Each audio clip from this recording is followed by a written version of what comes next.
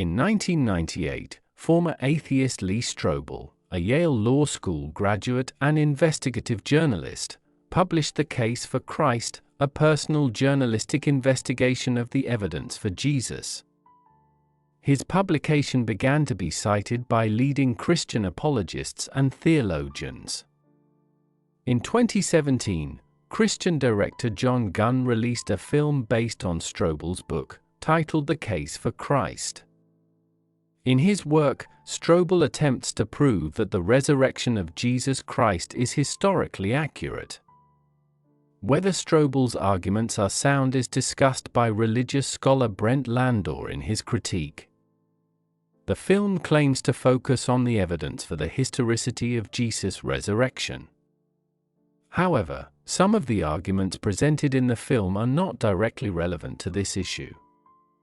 Strobel makes much of the fact that there are over 5,000 Greek manuscripts of the New Testament, far more than any other ancient writing.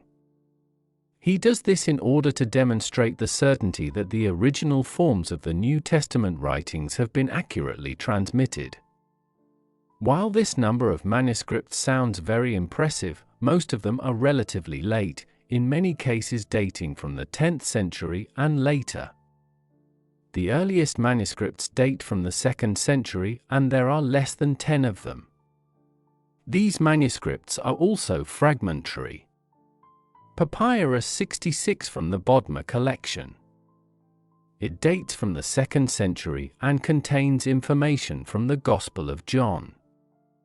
These early manuscripts give us a pretty good idea of what the New Testament writings might have looked like in their original form. But even if these 2nd century copies are accurate, all we have are 1st century writings claiming that Jesus rose from the dead. This in no way proves the historicity of the resurrection. One of the key arguments in the film is taken from a New Testament book known as 1 Corinthians, written by the Apostle Paul to a group of Christians in Corinth to resolve a disagreement that had arisen in their community. Paul is thought to have written the letter around the year 52, some 20 years after the death of Jesus. In the passage, Paul gives a list of the people to whom the risen Jesus appeared. He appeared to Cephas and then to the 12 disciples. He then appeared to over 500 other brothers at the same time. Most of them were still alive and some had died. Then he appeared to James, then to all the apostles, and finally to me. These witnesses of the risen Jesus include the Apostle Peter, Cephas, James, Jesus' brother, the closest apostles, and a group of over 500 people at one time. Many scholars believe that Paul is quoting from an earlier Christian doctrine that may have originated within a few years of Jesus' death. This passage helps to show that belief in the resurrection of Jesus arose very early in the history of Christianity. Indeed, many New Testament scholars would not dispute the fact that some of Jesus' followers believed they saw him alive just weeks or months after his death.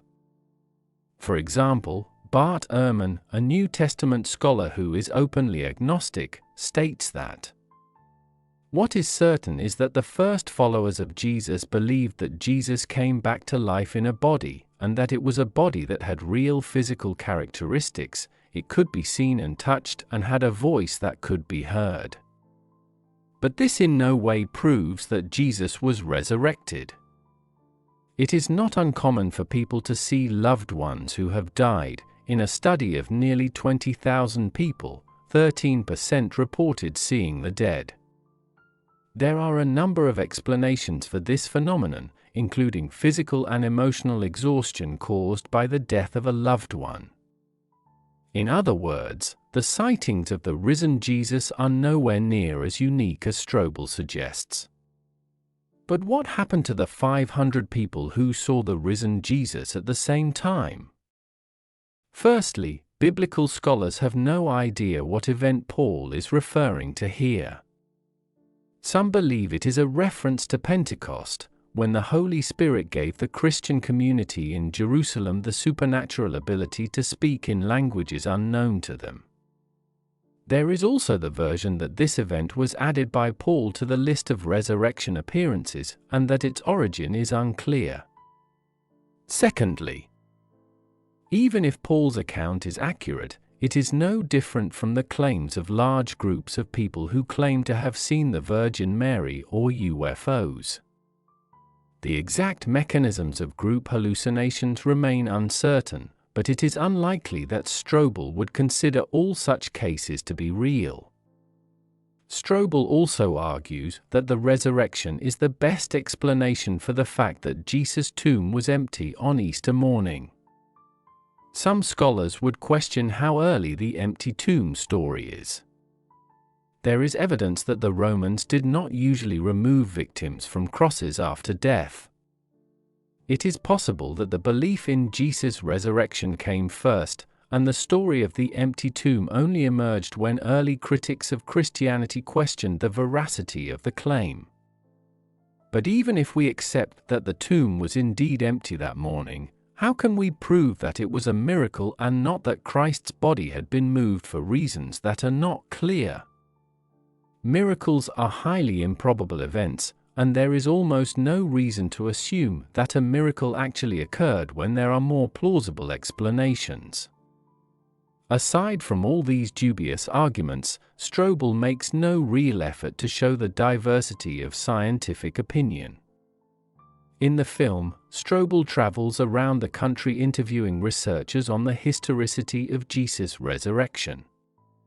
The film does not explain how Strobel chose the experts to interview, but in his book he describes them as leading scholars and authorities with impeccable academic credentials.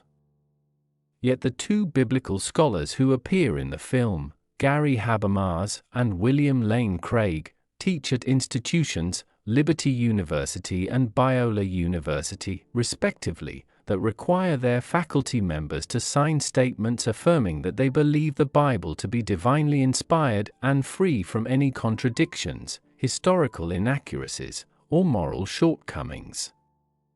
For example, Liberty University's faculty application requires agreement with the following statement: "We affirm that the Bible, both the Old and New Testaments, though written by men, was supernaturally inspired by God, so that all the words written in it are the true revelation of God, therefore it is infallible in the original and authoritative in all matters."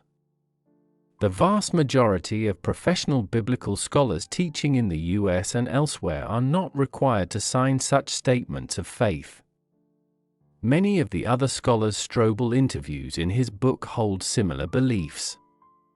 So Strobel relies on a fairly narrow range of scholars who are not representative of the field as a whole. Brent Landor wrote a letter to Strobel asking, would most professional biblical scholars find his arguments for the historicity of Jesus' resurrection convincing? Strobel replied as follows: "As you know, there are many reputable scholars who would agree that the evidence for the resurrection is sufficient to establish its historicity. Moreover, Dr. Gary Habermas has constructed a convincing argument for the resurrection with a minimum of facts, using only evidence that virtually all scholars would agree with. In the end, however, each person must make his or her own judgment about the case for Christ. Many factors influence how people view the evidence, including whether a person has an anti-supernatural bias." In a response to Strobel, Brent Landor said that if he had asked scholars who teach at public and private universities, many of which have religious affiliations, or denominational seminaries, he would have received a very different verdict on the historicity of the resurrection.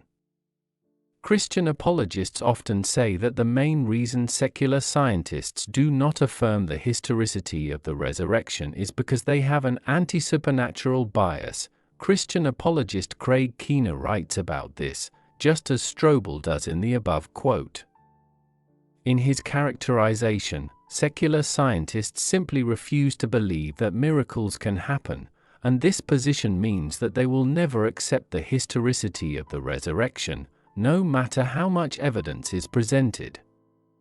However, Apologists such as Gary Habermas are equally anti-supernatural when it comes to claims of miracles outside the origins of Christianity, such as those associated with later Catholic saints or miracles from non-Christian religious traditions.